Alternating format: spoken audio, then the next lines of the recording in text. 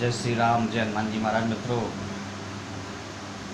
भाई तीन चार चीज़ों का वो कर देता हूँ, मैं जानकारी थोड़ी सी दे देता हूँ।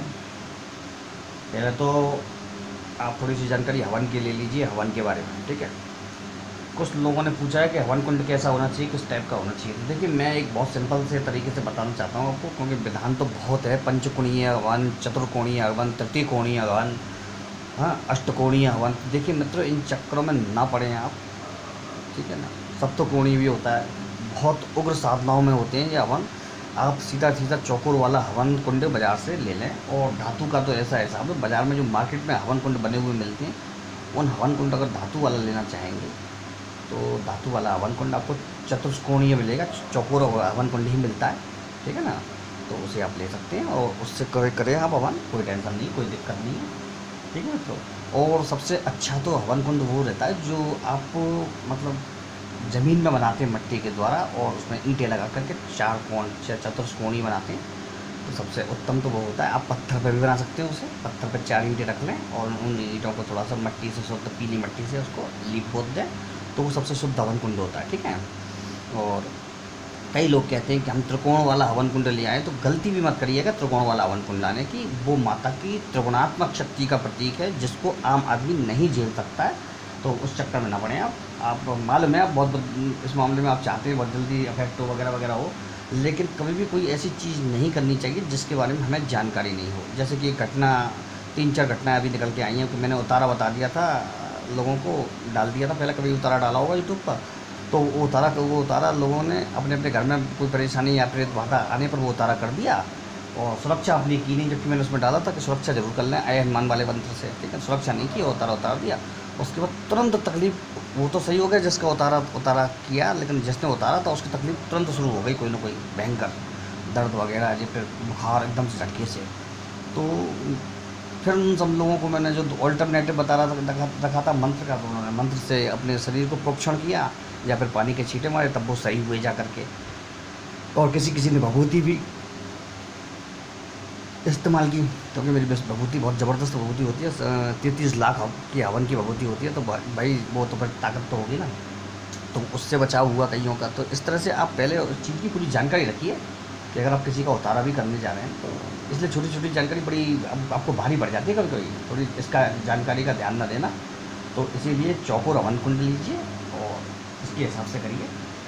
और जैसे लोग पूछते हैं घी वगैरह, तो देखिए घी वगैरह लेते हैं, हवन सामग्री वही ले लीजिए आप जो बाज़ार में मिलती है। बाकी घर में बनाएंगे तो बहुत महंगी और बहुत मुश्किल से बनेगी, क्योंकि घर में आप उन चीज़ों को ढूंढ ढूंढ कर नहीं मिला पाएंगे। ठीक है, कई चीज़ें होती हैं जिसमें बाजार के में कई शुद्धता पूरा नहीं होता कुछ भी, लेकिन वो चीज़ें उसमें थोड़ी थोड़ी होती हैं, जो पक्का है। ये तो मैंने खुद आजमाया है कई बार। और शुद्ध घी, डालडा घी नहीं लेना चाहिए हवन में, न तेल लेना चाहिए, शुद्ध घी लेना चाहिए। ठीक है ना, शुद्ध घी लेकर के थोड़ा सा, भले ही बहुत थोड़ा लें, और हवन सामग्री लें। लकड़ी आप आम की लगा सकते हैं, कई मंत्रों में, कठिन मंत्रों में पीपल की भी लगती है, नीम की भी लगती है। आपको बता दो, कई कठिन प्रयोग होते हैं उनमें बबूल की भी काम करती है। तो आप केवल आम की लकड़ी लें। वो आम की लकड़ी क्या होगी, वो मिक्सी आती है बाज़ार में, सब गोरख धंधा चल रहा है। तो वो आम की लकड़ी कह के मिक्स लकड़ी, उसी लकड़ी को लें, थोड़ा सा उसमें कपूर डाल करके और उसमें अग्नि प्रज्वलित करें।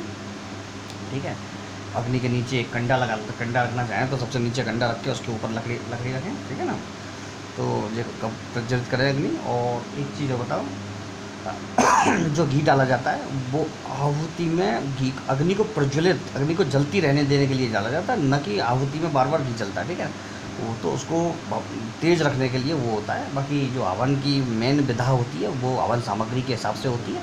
हवन सामग्री में अगर आप माता का हवन कर रहे हैं, अगर हम माता का हवन कर रहे हैं, तो उसमें लौंग के जोड़े के हिसाब से मिला लीजिए। जैसे 21 जोड़े, ठीक है, 51 जोड़े लौंग के मिला लीजिए उसमें हवन सामग्री में। भले वो कितना भी आए हाथ में, ज़रूरी नहीं कि वो एक लौंग हर बार आए या कुछ, ऐसा कुछ ज़रूरी नहीं है, उसे मिला लीजिए आप। और काली मिर्च भी ऐसे ही मिलानी है, लेकिन काली मिर्च का जोड़ा कुछ नहीं रहेगा। काली मिर्च ऐसे 2 4 मतलब चुटकी में उठाकर तो डाल दीजिए, 25-50 काली मिर्च उसमें। ठीक है, ये मिला लीजिए।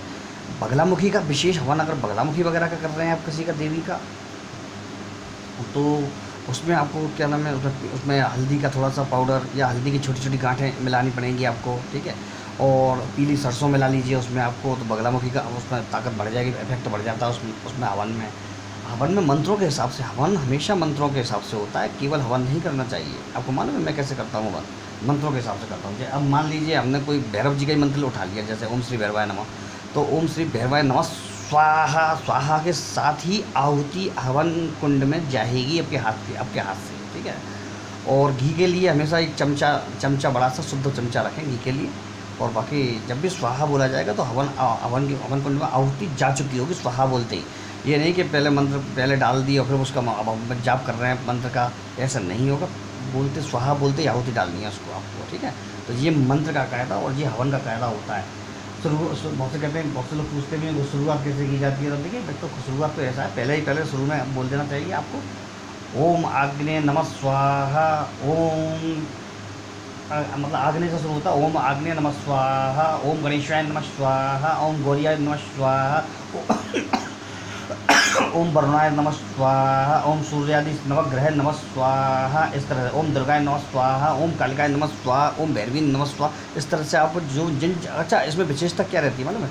जिस देवता की अगर ज़्यादा उपासना की है या आपने कभी की है जो घर में है, तो उसके नाम का हिसाब लेकर के उसमें नमः स्वाहा करके आप उसको जागृत कर सकते हैं, ठीक है।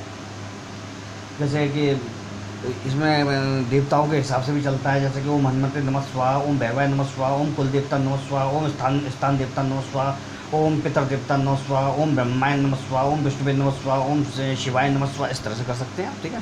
तो पहली जो 21 आहुतियाँ इस तरह देंगे तो बहुत बढ़िया हवन होगा आपका, क्योंकि और सारे देवताओं को भी एक एक आहुति मिल जाती है ना, एक एक दो आहुतियाँ, तो बहुत उत्तम तरीके से वो आकर के सामने खड़े हो जाते हैं काम बनाने के लिए। फिर तो आपका हवन सिद्ध